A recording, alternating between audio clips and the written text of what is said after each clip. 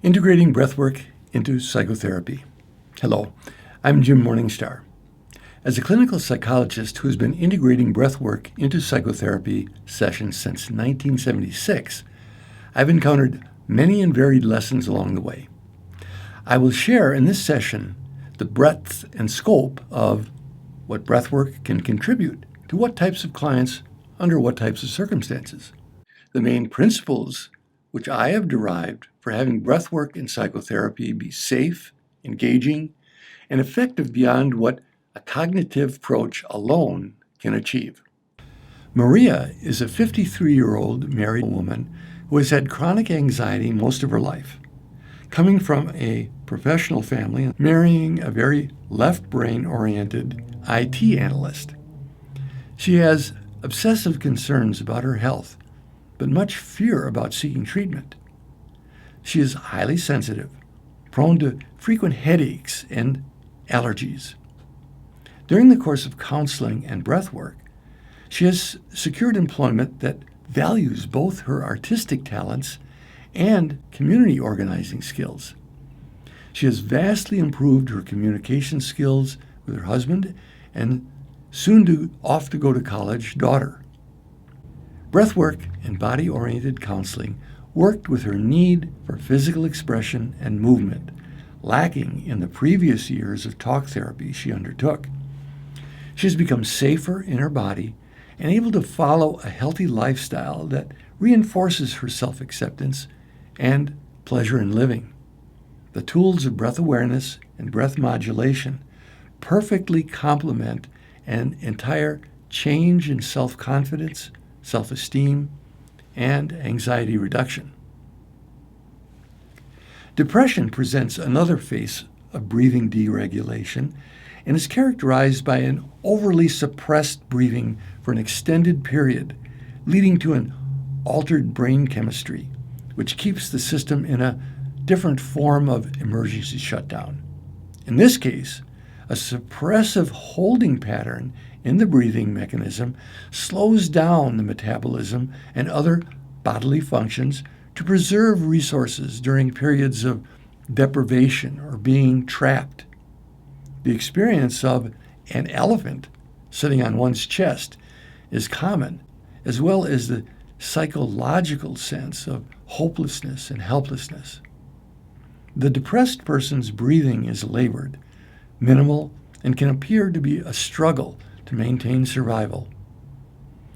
In the animal kingdom, these states have been induced by putting animals in conditions of painful stimulation from which they could not escape.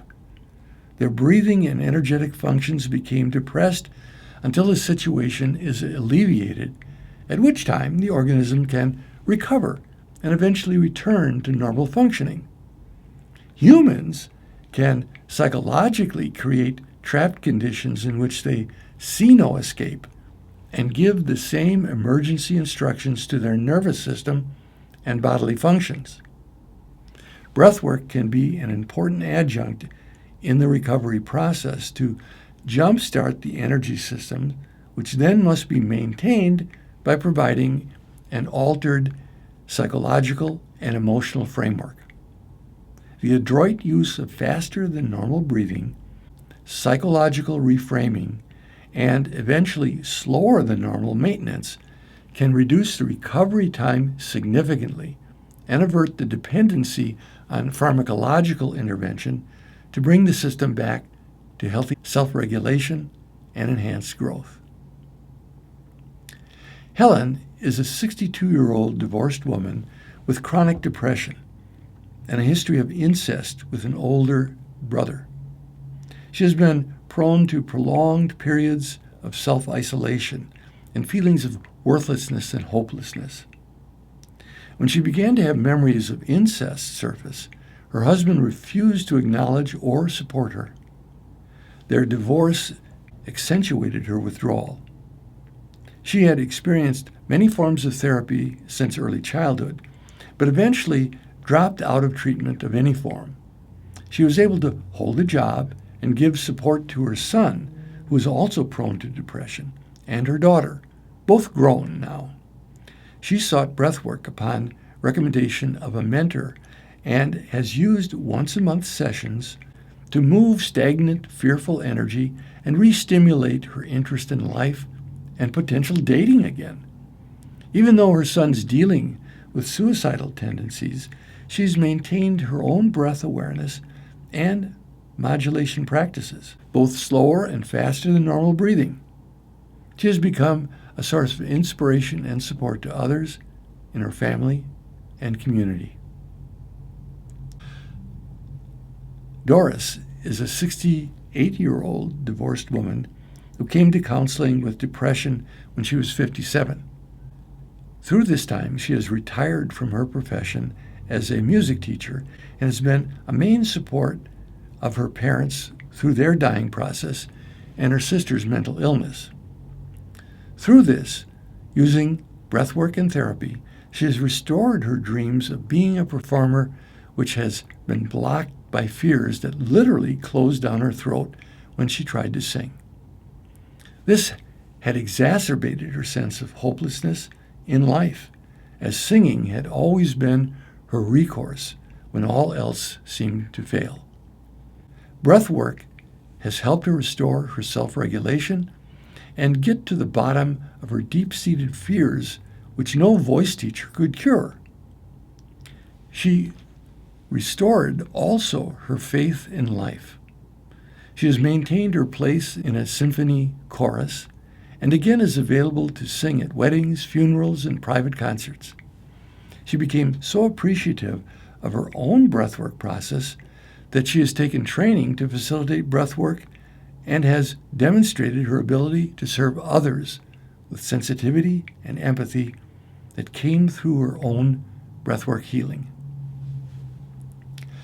Addiction is an attempt on an individual's part to maintain a state of feeling good when chronically stressed by using a stimulus that becomes associated with that feeling good state and overly attached to it. This is controlled by a reward center in the brain which produces dopamine when stimulated. Once the associative connection has been made between the addictive substance and this center, repeated stimulation is reinforced independent of higher cortical mechanisms of control or suppression. Animals in the laboratory, when given the opportunity to voluntarily stimulate this appetitive center by pressing a bar connected to an electrode in their brain, will continue this activity above any other appetitive need like food and water until they die. This center is that strong in its drive for satisfactions.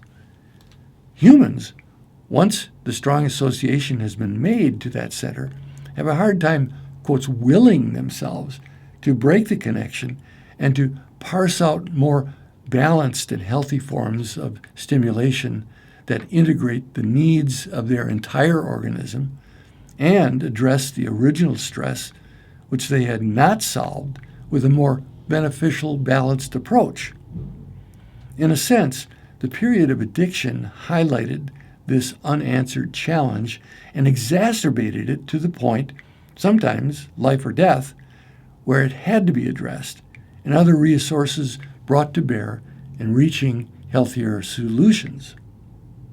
Breathing patterns of people with strong addictions have been noted to be similar to those with anxiety, but perhaps more strongly entrenched. When a person's addictive substance has been ingested, the holding pattern temporarily is released, and they feel appeased. The pleasure of letting go of the institutionalized tension they carry is in itself part of the addiction cycle.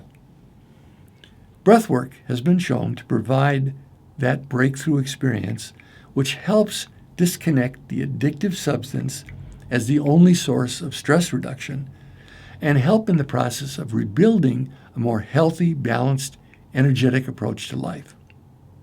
Breathwork is equipped to do more than shock the system out of the addictive cycle, but to give self-regulatory tools on the physical, emotional, mental, and spiritual levels, all of which must be integrated into a new life paradigm for the recovery to be a renewal and growth to a more integrated level of functioning and fulfillment.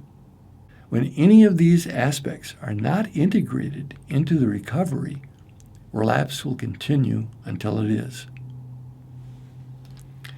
Corinne is a 69-year-old retired art teacher who dealt with years of frustration in school systems where art programming was continually marginalized, to the point over several years during which her room was a storage closet and she had to take her supplies from classroom to classroom and school to school in a mobile cart.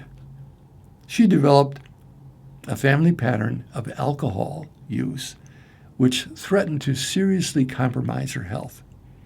She found in Breathwork a way to address and release her stress and also connect with like-spirited companions who appreciated and acknowledged her gifts. She used breathwork on her own and with others to come back to more self-regulation and ability to set boundaries for herself with her family. She's also come home to doing art for her own fulfillment and, ironically, lives in a condominium that's a converted public school in which she has a corner apartment with sumptuous lighting for her artwork that's the former principal's office. She is now the principal of her own breath and life. Here is a phenomenological research experiment that you can do to tap into the storehouse of data your nervous system has collected over the years of being with people's breathing patterns, whether in a client therapist setting or otherwise. Find a quiet, private place where you can relax and close your eyes. Breathe easy and observe what you feel in your body and how your breathing is affected while visualizing the following 3 scenarios. Do this right now if you can. 1. You are sitting face to face with a person who is very anxious. Body is quite tense. Breathing is shallow while telling you with pressured speech what they are afraid of. Despite any attempts on your part to help them relax, they continue to impress you with what scares them. How do you feel after 5 minutes, 30 minutes, or 1 hour with this person?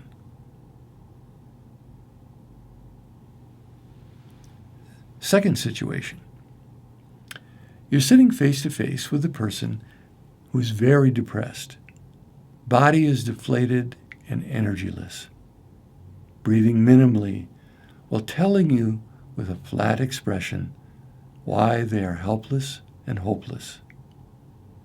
Despite any attempt on your part to support them, they continue to impress you with how futile it all is. How do you feel after 5 minutes, 30 minutes, 1 hour?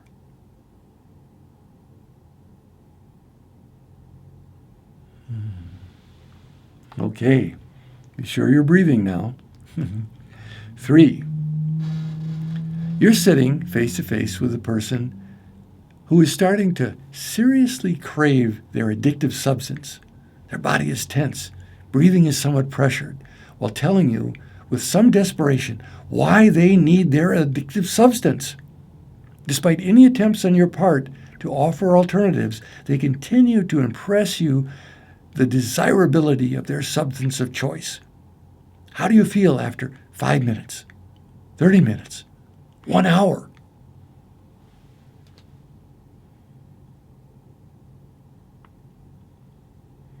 Now, if you have some degree of empathy, you may have felt some discomfort in each circumstance, especially as the time in the situation increased. We have a built-in neural capacity for mimicry of the states of others and sending signals to our nervous system, the danger signals picked up from others, especially if we feel trapped in the situation. This is a formula for burnout as eloquently documented by Babette Rothschild in her book, Help for the Helper.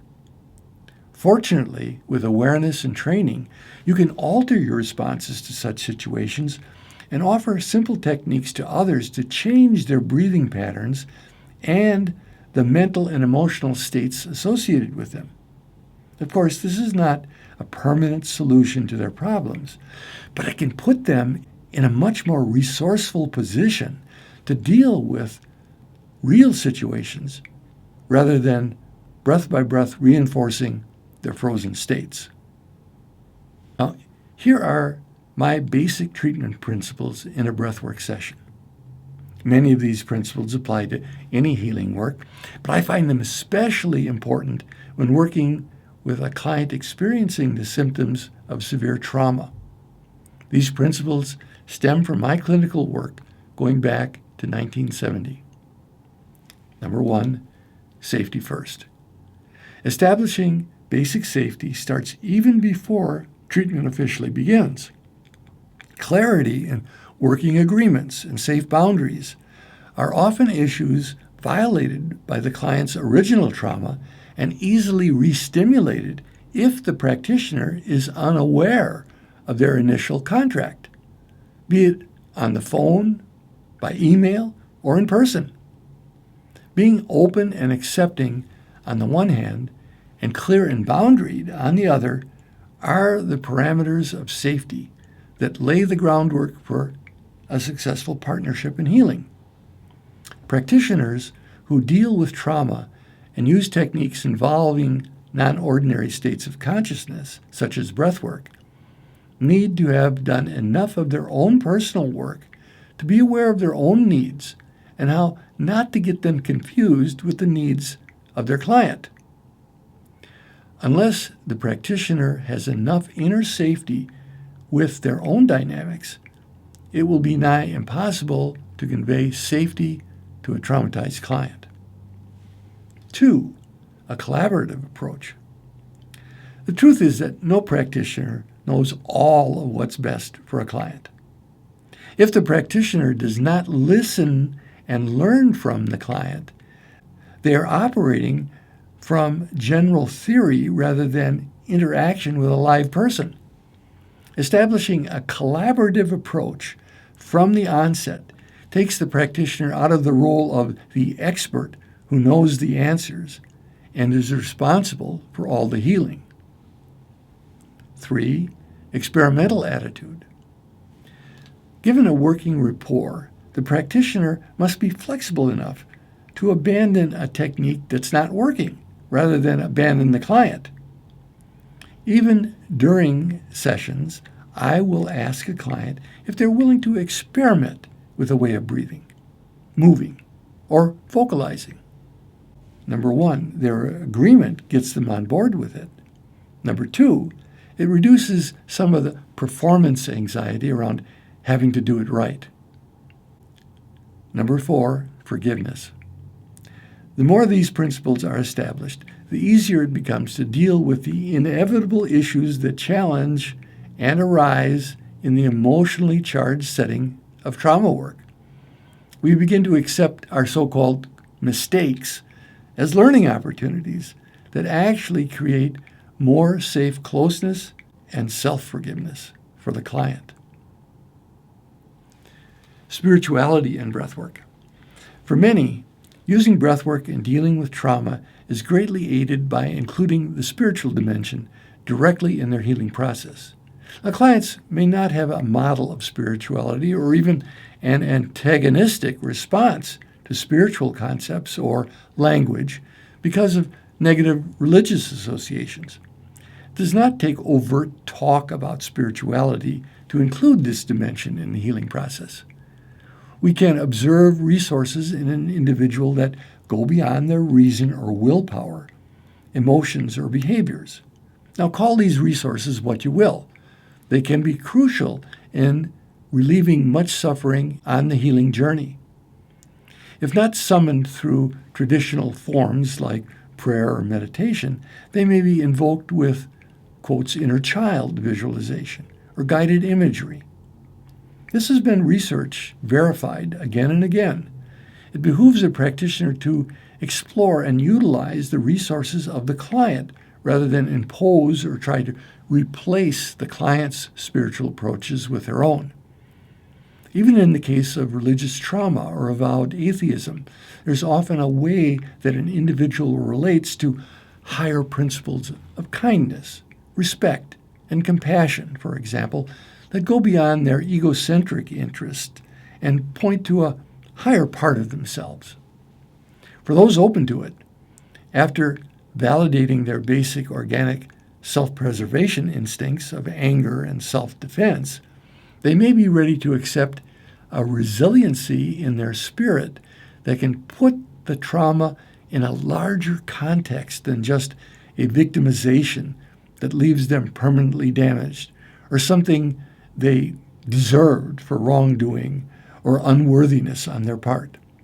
The spiritual perspective can help give a broader meaning to the trauma and consequently further catalyze the healing process. How to identify clients who will most benefit from breathwork applications. Breathwork has been successfully used from time immemorial and in most cultures around the world to address issues of health and well-being, to bring harmony and equipoise to mind and emotions, and to explore realms of spiritual growth. For psychotherapy clients today, it addresses conditions including building self-esteem, building confidence, grief, anxiety, depression, repressed and overt anger, psychosomatic healing, pain, spiritual crisis, spiritual growth, resolving physical and emotional tension, preparation for childbirth, relaxation, changing mental patterns, and transforming addictive behaviors. Now, the positive indices for client suitability for breathwork include their interest, sense of trust, a desire for personal growth, a desire to use mind-body techniques for healing, and a willingness to take responsibility for their own health and wellness with the assistance of guidance and support. Contraindications in evaluating appropriateness for breathwork intervention and trauma recovery include A. Assessing the current level of a client's executive functioning. If the client with trauma is able to maintain contact with an inner adult, a witness observer, or an aware ego that's friendly towards themselves, breathwork can be a powerful and activating pathway for releasing trauma, trauma resolution, regain true and present sensations, feelings, and thoughts, resiliency building, and self-actualization. If the client is in a dissociative state, panic, or psychotic process, neither faster or lower than normal breathing may be effective or could be counterproductive in reestablishing stabilization physically or mentally. 2. Physical limitations. If a client has asthma, COPD, chronic obstructive pulmonary disorder, or other diseases of the air passages, air sacs, or pulmonary vessels, hyperventilation syndrome due to physical disease such as the Epstein-Barr syndrome, etc., breath awareness may be an appropriate adjunct to treatment, but specific breath modulation protocols are necessary for safe, slow, or faster than normal interventions. 3rd, practitioner readiness. Though breathing is a normal human activity, when using breath modulation in treatment settings, practitioners must be adequately trained with the appropriate techniques. Even with trained practitioners, some clients may present issues beyond a practitioner's scope of practice or personal comfort zone. In such cases, referral to a qualified trainer is called for, or, if not available, a discontinuing of breathwork intervention is appropriate. And 4, client groundedness. Although breath practices are particularly useful in helping most clients become more safe and at home in their skin, when treating a client with trauma, there are times when any outside facilitation may not feel safe. Breathwork with clients with trauma should never have an element of pushing or force, only encouragement. Discretion is necessary to bring a client to a place where they are comfortable and willing to be coached in breathing. The goal in breathwork intervention is increasing self-regulation, establishing rapport in which the client understands, at least on some level, that they are in charge of their inner process is a prerequisite for successful coaching, especially with traumatized clients.